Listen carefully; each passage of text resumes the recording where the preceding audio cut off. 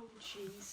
Oh, I'm too... Hello. into this. Hello, internet world. How are you? Here we are. Some of us are growing facial hair. I can't. What's wrong with you? Despite my... Come on. Here, I'll share with my you. constant... Yes, This so isn't we're the in the midst of this quarantine. Because we're growing stuff. I got a haircut. I like how you went like this, and I just felt a very, very deep pang of sadness Oh. for days gone by. No. Yeah, what? You're missing see, out on this stuff. What What? happens with me is that it starts to curl up Oh, and it yeah. turns into It's yucky gross. mullet It gets stuff. gross. And anyway, oh well, people are watching. Well, welcome Hello. everybody. It's Thursday. That means it's Thursday movie question time. Sweet. And so we have some movie questions for you. The question that I posted today, and if you haven't, hello everybody. Oh, We got barking barking dogs. dogs.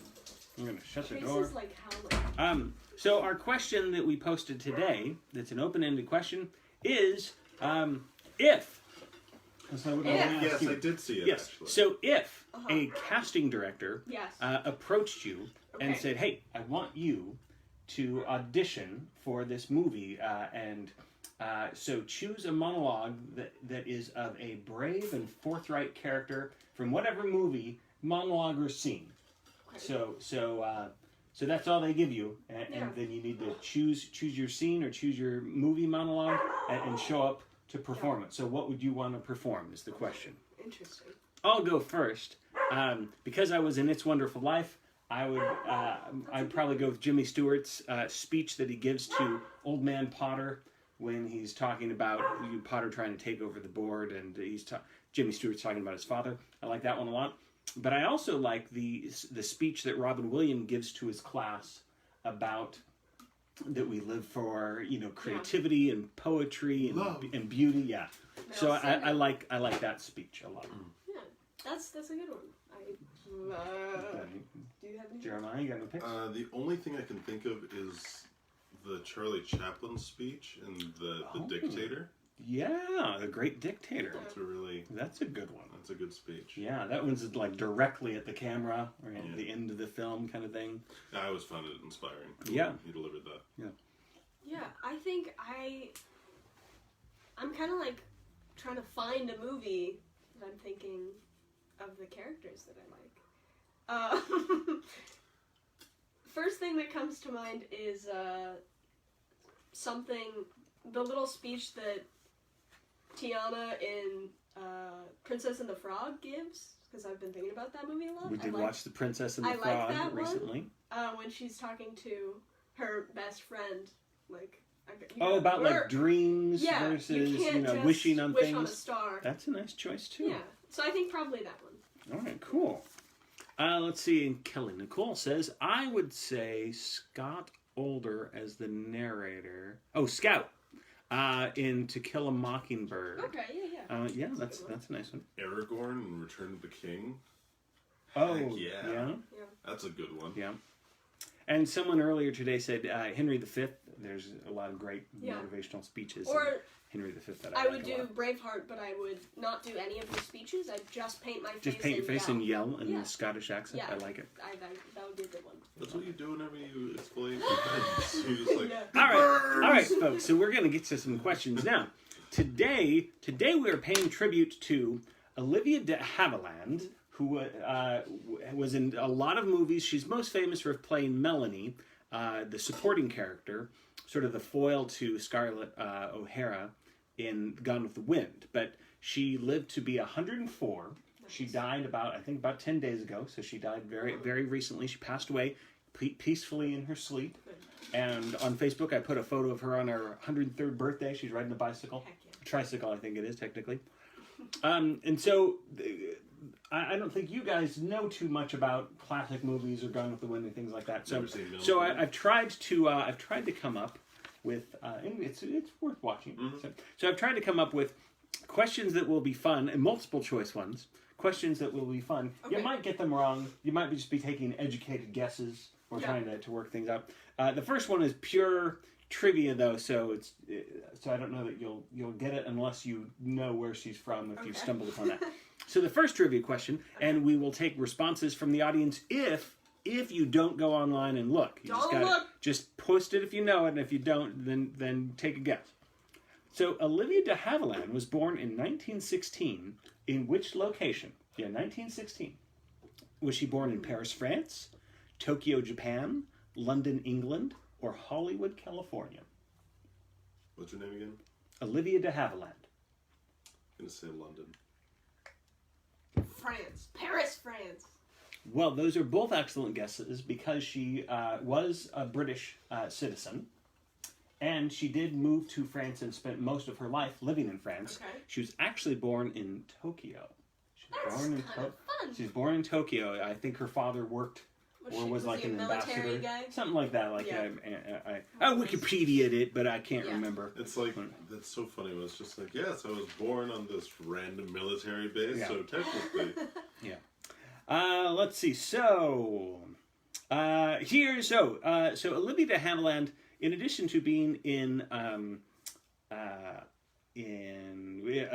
with the Wind, she was also, one of her first big roles was with Errol Flynn. Do you guys know who Errol Flynn is? No. Go on. There's a lot of ting, ting, ting, swashbuckling. Yeah, I know the name. I recognize the name. Yes. Yeah, so Errol Flynn did a lot of swashbuckling movies, and he played one of the earlier versions of Robin Hood in The Adventures of Robin Hood. And so Olivia de Havilland was Maid Marian. And this got my brain thinking, you've seen the Disney cartoon of Robin Hood, right? Yes. So Disney has a long tradition of taking different stories and making animals, or having Mickey and Donald play the roles and things like that. So in Robin Hood, the Disney version, that's right, Claudette, the Disney version of Robin Hood, we've got like Robin Hood as a fox, and Maid Marian's also a fox, and then the sneaky guy's a snake, and then King Richard is a Weasley lion kind of guy, skinny kind of lion. Richard the Lionhearted is a lion with a big mane, and the bear that looks like Baloo plays as Little John. Yeah. All right, so with that in mind, I'm gonna give you a movie. Okay. And I want you guys to come up. You can take turns if you want. I want you to come up with a 2D Disney casting. Oh, not a real one. Just we could make it up. What? I'm going to give you a real movie. Oh. Okay. But then you're going to recreate it as a Disney film, like Zootopia or like Robin Hood, and you're going to cast the characters as animals. Okay. If you know some of the characters. If we know the movie. If you know I'm trying to come up with some pretty mainstream. Okay. So we're making up. For example, we'll start with one I know you know, a lot of the characters. So let's imagine that Disney is going to recreate the Avengers. Okay. And all the human characters are now turned into animal characters. I love it. So who would you cast? And you please chime in, studio audience. Let's go back and forth. Okay, let's go back and forth. Sure. Do you want to start? Go on. You go ahead. Iron Man would be an armadillo. Okay. I was thinking beaver for Iron Man. That's good too. So Iron Man's armadillo. Okay. Iron Man is an armadillo. I think Thor is an eagle. Oh, I was gonna say Captain America is like a bald eagle. Well, I was. I mean, you're like a brown eagle. Yeah, like a golden eagle. One of the really big, scary something eagles. Nordic American eagles are actually quite small in comparison to the world's eagles. Yeah, so then. I just found it kind of funny the idea. Captain America. What? Like Captain America's an American eagle. Yeah, and Thor, yeah. I just find it funny the idea of like Thor like swinging around the hammer with his claws, taking off, and his wings just streaming up behind him. He does fly. Would Black Widow be an actual spider? No. No. It would be. That's too on the nose. It would be a. Cat. It could be a cat. That'd be good. A cat. Yeah. Hulk. That's my Kelly Hulk. Nicole says Thor should be an ox. You know what? Oh, that'd be But Hulk, who would Hulk be? I have a good idea for it. Okay. Go ahead. Hulk would be the specific type of frog. I cannot remember the name, but it shrinks as it grows up. So it starts out really big, and then as it grows up, as it matures, Bruce Banner. It like turns into like a little tiny frog. The Benjamin so Button. I feel like that's the button frog. That's what it weird. would be. Yeah, and it's really weird because the tadpoles like are huge. They're huge. They're so large. These animals still need to be animated doing things. Yeah. So I guess. Well, but you know it's anthropomorphic, so they can. What kind of animal would Thanos be? I think he'd be that hilarious deep sea blobfish that they found. The blobfish. That's perfect. He's got kind of a nose. Exactly. The blobfish as a Thanos. I like it. Okay, we're gonna move on to different movies. Let's We're gonna. Are you familiar enough with Die Hard to know like that it's Bruce Willis? I've seen Die Hard. Bruce Willis, is the main character, and then the villain is played by Alan Rickman of Severus Snape fame. So I'll let you go with what animal would you cast? What cartoon animal should be in Die Hard, the Disney 2D remake? This would be 3D too. Careless Rhino. That's a good one for Thanos. Bruce Willis's character. I would probably go with like a canine dog. I think that's a good one, kind of like a cop kind of dog, something like that. Just German Shepherd, maybe. For Alan Rickman, yeah. It could be a ferret, like one of the nice Yes. white ferrets. Yeah, one of the ferret versus a dog. I like that. One of the more ratty kind of animals, like rat-T. Yeah, or you could have a possum. Yeah, the possum would be good too. I'm trying to think of, because Hans Gruber is he German? Is that the implication? No, he's I think he has a British accent. I don't know if he's actually German. I don't think he's German. But some of the other characters are German or Russian, and it's a variety of European bad guys. Probably a stoat then. Yeah, stoat's pretty. European. All right. What about Indiana Jones? Perfect. What animal would you guys suggest for Indiana Jones? Make him a kangaroo. Kangaroo. A kangaroo? Oh, I was thinking like an old-fashioned bloodhound. You know, like the ones with the like big ears. Just because I think they'd look good with like the Indiana Jones hat. Oh, yeah. You got to think of what kind of hat you're gonna. I was just thinking of like him hopping around, him like popping the treasure into his Yeah. pouch, using his tail as a whip and swinging those things. The whip. I just I'm imagining like an old dog detective kind of looking guy. Carol is suggesting that the cop, I think Bruce Willis, should be a friendly bear. Could be interesting. I like that. How would he fit into the? Oh wait! Oh no! I know what you're talking about. Not the cop, not Bruce Willis. His cop friend.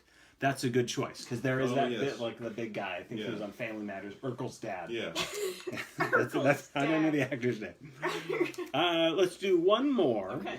In honor of the play that was supposed to happen, but the pandemic didn't happen. Pride and Prejudice.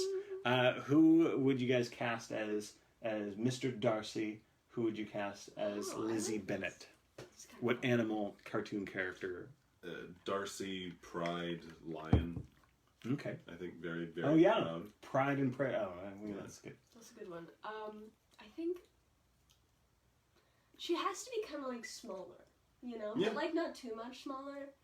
I'm kind of thinking, like, it's weird, but I'm kind of thinking like a desert mouse. That's much smaller. I know.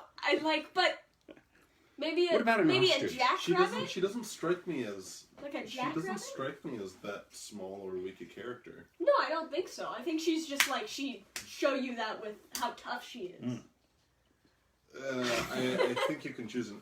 Sure. Yeah. No, what well, you guys have given a great challenge to the animators. Should they decide to take that on? Elizabeth, the shape-shifting. There is the story of like the lion, the one and the that paw. takes out the. But I never imagined those two falling in love. Mm-hmm. But I was just thinking the magic because of them. she's humble background. Doesn't have That's a big true. family. There's poor as church mice. I mean, she doesn't have a big amount of wealth. All right. Next up. That's an interesting concept. We're going back to the land of old movies. Let's do it. And if I can get this thing to work. Are you okay? And good guesses, everybody. Kelly Nicole says a fox for the love interest. Mr. Darcy as a lion or tiger. Hey, great minds. Okay, so as I mentioned, Olivia de Havviland was in Gone with the Wind. She was nominated for an Oscar for Best Supporting Actress, and she did not win. She lost to her co-star, Hattie McDaniel, won. And but because her career was so long and quite quite successful. She did have several other chances to win. She won 2 Oscars and I think got like nominated five times. So Olivia de Havilland won 2 Oscars, was nominated like 5 times. I think what I've done is I've taken the movies that she was nominated for, and she won an Oscar in one of these. And what I've done is I've written 3, with the help of my studio audience out there, Carol and a couple other people gave me some ideas. I have written out 2 fake movie synopsises. Perfect. And one real one. So these are, I know that I haven't seen any of these movies. These are old movies from the 1940s into like the early 1950s, that kind of thing. And you didn't just write it yourself, so we're going to have a little bit of a harder time. I might have written some of them. Okay. I might have written some of them. Interesting. So 2 of them are fake, 1 is real. And you the one that's real is basically taken from Wikipedia or some kind of synopsis kind of thing. And I might have massaged some of the words or whatever, but it's taken from another source. And it's the real thing. All right, so here we go. And you, studio audience, can take a guess. I'll number these. So the first movie that Olivia de Havilland was in, not the first movie she was in, but the first movie on our list is called The Snake Pit. The Snake Pit. So here are the 3 synopsises for The Snake Pit. You guys need to help them guess the correct movie. I'm going to call this game Which Film Was Actually Filmed? Okay. So you're trying to guess which film was actually filmed. So here we go. The Snake Pit. The tale of a woman. This is number 1. Number 1. The tale of a woman named Virginia Cunningham who finds herself in an insane asylum and cannot remember how she got there. She seems so out of touch with reality that she doesn't recognize her husband, Robert. So that's number 1. Okay. Number 2, for The Snake Pit. The herd of vipers belonging to the lonely, quirky Hollywood snake wrangler seek deadly revenge against a cruel director who mistreats their master. I would really like that one to be the right one. Number 3, for The Snake Pit.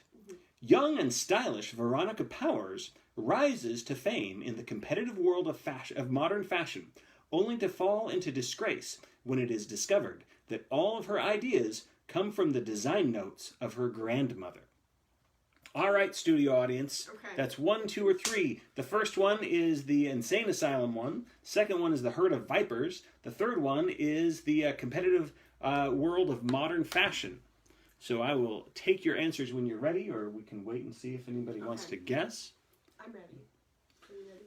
Yeah, I'm ready. Sure. You get to pick separate ones, and I'll keep score of who. I'm who picking wins. number 3. Okay. I'm also picking number 3. You're both picking number 3. Actually, wait. Yeah. Yeah? Yeah, I'm picking Okay. number 3. What am I doing? I wrote down M and J. So you both picked number 3. The young and stylish Veronica Powers. I made that one up. Good, very good. That is not. Is it number 2? Because I want that Carol one picked to be number 1. It's not number 2. It's not the Vipers. Carol picked number 1, Tale of a Woman Named Veronica Cunningham, and yes. So The Snake Pit was very dramatic and cutting edge for its time because it was dealing with. When you said insane asylum, I was like in no, 1940s. Didn't happen. Yeah. I don't think And that so. one, that one might have been 1930s. That was pretty early. Yeah. Jeez. All right, the next Olivia de Havilland movie. Let's see.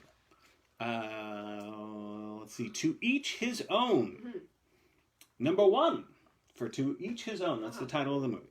I'm gonna take a drink. It's exciting. Take a drink. There you go. A spirited socialite, way ahead of her time, rejects societal pressures to marry up and settle down. That's number 1 for To Each His Own. Number 2. The president's son no longer wants a life surrounded by politics, so he disguises himself and runs away from the capital, only to become entangled in the affairs of a beautiful campaign manager who works for the other side. Number 3. After one romantic night with a World War I pilot, a young small-town woman bears a child out of wedlock and has to give him up. So, To Each His Own. Okay. One of them is real. If you're mine. just joining us, Kelly is voting number 1, unless that was for the last one, which it might have been.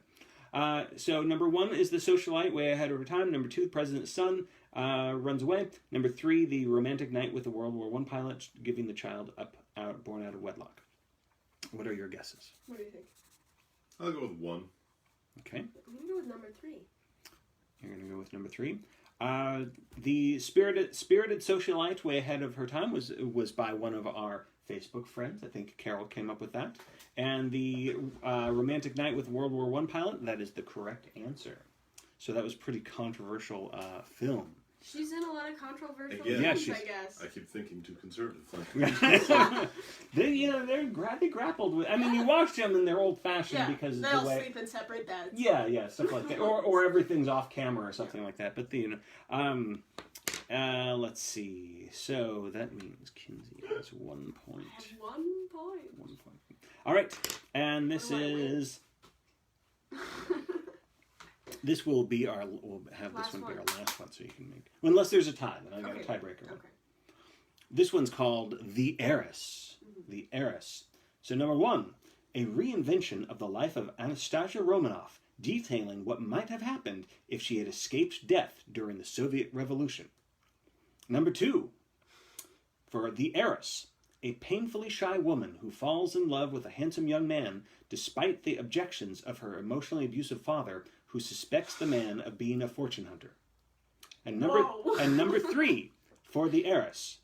In order to inherit her father's business empire, Violet Simmons must compete with her nefarious brothers and prove once and for all she can lead the family back to prosperity. So, number 1 for The Heiress, which one's the real movie? Is it the reinvention of Anastasia? Is it the painfully shy woman and the dad thinks the boyfriend might be a fortune hunter? Or is it the Violet the Simmons who's trying to run her father's business empire? What are your choices? Okay. You want to go first? Or you want me to go first? No. Okay. 3. Mackenzie's saying 3. I think it's tackling a hard subject of can women make it in the workplace. That's what it is. When was this movie at? It just kind of blanketed like it's like 30s and 40s. Okay. 2. 2, the painfully shy woman. That is correct. So now we need a tiebreaker. Tiebreaker. Looks like Kelly is guessing well, I think. Okay, this last one. I think that she got an Oscar for this one as well, or maybe just nominated. It's called Hold Back the Dawn. Number 1, for Hold Back the Dawn. Olivia, if you're just joining us, we're looking for the real movie. Hold Back the Dawn. Eternal romantic and toothless vampire Vlad the Impaler falls in love with a woman who sleepwalks every night.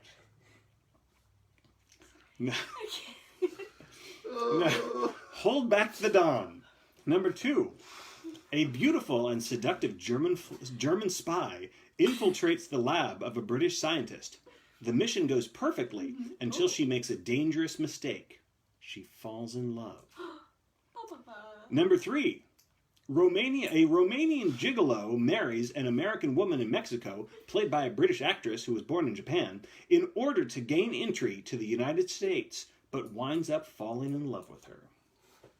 Okay. So, number 1, we've got the friendly vampire, Vlad the Impaler. We've got the number 2, we've got the German spy who falls in love. And number 3, we've got the Romanian gigolo. He's trying to get into the U.S. 3? It's 3. No one would say gigolo anymore. Yeah. Okay. No one would say gigolo. Mackenzie's going for some deductive reasoning. I'm going with 2. 2, the German spy. The correct answer is the Romanian gigolo. Yes! No one would say gigolo! Who typing out their answers for you, even you, would be like, stripper. Like, why would you say gigolo? It's an old movie. There you go. Well, you guessed correctly. Good job. Good job, everybody that's been playing. Thank you. I know that was a movie from back then, and Oscar standards have changed. But she got an Oscar for a movie in whose synopsis the word gigolo is used unironically. Let's see. I think she at least got a nomination. Let's see. Now we've got a fact check to make sure. We don't want I to... mean, Mm-hmm. the win today. Google, because I keep Googling her. Google's like, what's your fascination? why What's your do you keep freak? Stop looking at this poor old, the 104-year-old lady. Let's see. It's usually a picture like awards and. Use your find page. Find, hold back. Let's Yeah, she see. Receiving those for each. Oh no, I was wrong. She was nominated for Hold Back the Dawn. She won for To Each His Own and The Heiress. Good. I still want to see that Snake Pit movie though that we came up with. I know. All right. Do you guys want to keep playing? Different game? Sure. Sure. I don't know if it's been too long or I not. don't know. There's only 4 people. There's only 4 people? We just like talking to them. We do like talking with you guys. Thank you. Okay, so now that Olivia de Havviland has passed away, Yeah. that means that there's, she's kind of the last of the Hollywood legends, and kind of that golden age is now gone. But there are some actors and actresses that are still quite up there in years, and so I wanted to talk about them and give you guys some little questions to try to guess. Perfect. All right. Okay. Let's do it. So we're Things like, what's the worst movie Judi Dench has ever been in? Cats. Cats. Oh, poor Judi Dench. Judi Dench. But Judi Dench is probably only in her, late 70s? 80s. Maybe 80s or something like that? So we're talking about people that are they're like the oldest of the old so in their living 90s. ones. Yeah. Right. Okay. Yeah, But so... you do gotta thank Cats because it was such a bad movie. We started doing this.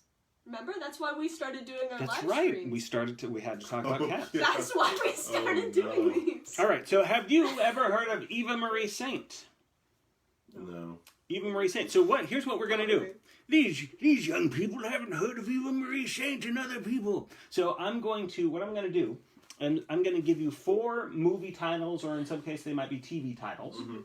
I'm going to give you, and I'm going to try to choose titles that I think that you will be familiar with. Okay. So I've looked over the elderly actors; these are still living actors. I've looked over their work, and I've tried to I've chosen 3 things where it's like, oh well, you should know these things at least a little bit, and one that's just made up. They weren't in that one, and so you're looking for the fake one. Okay. All right. So are you, studio audience, 4 people watching? 4 people. 4 people watching. So There's still 4. Eva Marie Saint is 96 years old, and I'm going to list 4 things. She was in 3 of them, and there was one that she was not in. 4 things. So Eva Marie Saint did voice work in The Legend of Korra, starred with Cary Grant in North by Northwest, played Superman's mom in Superman Returns, the 2006 film, and was one of the members of royalty in Tangled. Not in Superman. You're saying not in Superman? Not in Superman. You'll say not entangled. Not Entangled is correct. She was not Entangled. She was in Superman. Was she Toph in Legend of Korra? Did you? I didn't look up what the name was. Yeah. I'll look it up after. All right. We just watched The Proposal with Betty White. Yes. So Betty White is still with us. Thank goodness she's a national treasure. 2020, you cannot take her. Don't take her. You don't get your hands Stay off away. of her. Somebody lock Betty White in a safe. So Betty White, Gone with the Wind came out in 1939. Betty White started her television career in 1939 when she'd just gotten out of high school. Like 3 months out of high school, she started doing that, and then she did some USO kind of troops entertaining stuff. Out of high school? In what? Like right out of high school? Right out of high school, she was doing like went- TV. She was like, I was on some kind of local TV show. Oh, okay. And then in the 40s, she was Oh, entertaining the troops. That makes sense. All right, so you got to find the one that she did not do. Okay. All right, here's these for him. She was in a monster movie called Lake Placid, where she feeds a cow to a giant crocodile. I like that. She was a voice character in Toy Story 4, and that voice character's name was Bitey White. The That character's makes name sense. was Bitey White. Was it a shark? She played Spock. Was it a shark there? What? Was it a shark? I'm not giving you any more information.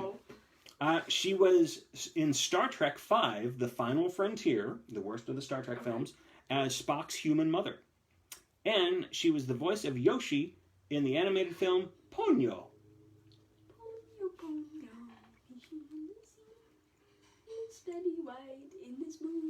So, was she in... Which one was she not in? Lake Placid, Toy Story 4, Star Trek V, or Ponyo? Not in Star Trek. That's my answer. Not in Star Trek, okay. That's my answer too. You are both correct. Yes. She was not... Can you imagine? We'd know, right, if she was Spock's mom. Yeah. Right? That would be... There'd be so many memes. Wait, we've seen Spock's mom already. Winona Ryder was Spock's mom in one of the movies for a brief moment. So. In the J.J. Abrams was no. Oh, yeah. Really? Yeah, you just see her for a second. It was like, she's like, hey. It's like, and then the planet blows up, and I'm like, was that Winona Ryder? I guess we won't know. Oh, Chris Hemsworth was Chris Pine's dad in that Star Trek movie. What? Let's do. We'll do one more and close things off. Now, this actor is more obscure, I think, for you. But this is the oldest living actor, now that Olivia de Havviland... Actually, I guess he was older than Olivia de Havviland. He was born in 1914. He's still alive. He's still with us. His name is Norman Lloyd. He performed on stage with Orson Welles. Oh. And has been in quite a few things, stage and screen. And still narrates things and still conducts interviews. If you Google him, go on YouTube and type in Norman Lloyd, and you'll probably see an interview he gave just a couple of years ago. So he's still quite sharp and still doing things. So which one of these did he not do? Okay. Die. He hasn't died yet, so that's true. Yeah, that's true. Hey. But which one of these roles was he not? He was the ancient knight in Indiana Jones and the Last Crusade. Oh. He was a secret agent in the 1980 movie called The Nude Bomb. The Nude Bomb. That was a Nude Maxwell Bomb. Smart film. Like the Naked Gun kind of thing? Like kind of Except funny? bad. It wasn't... I mean, people didn't like it. But there was a show called Get Smart where it was like... So this was the Get Smart movie, and it just kind of failed. And it was about a bomb that would go off, and it would take away people's clothes.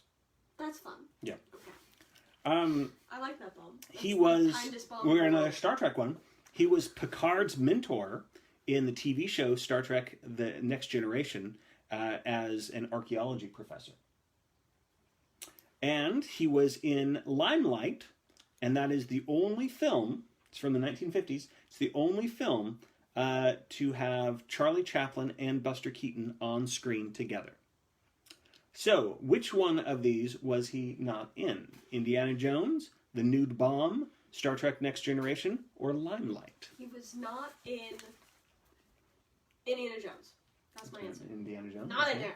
Okay. I'm going to say Nude Bomb. Sadly, he was in The Nude Bomb. But he was not the knight in Indiana Jones. That was somebody else. Somebody else. But he's so old that he made me think of the knight from Indiana Jones, so I want to do that. So Norman Lloyd, God bless you. Keep acting to the family members. Right? So like, yeah, famous people. Olivia de Havviland, if you can hear us, thanks for all your hard work and your creativity. Yeah. And everybody watching, thanks for playing along with us. Jennifer and Kelly and Carol and everybody else that's on. That's all I can see. One other person. One other secret person. We don't know who it is. That's it. We'll see you guys later. Bye. Bye. Bye. Bye.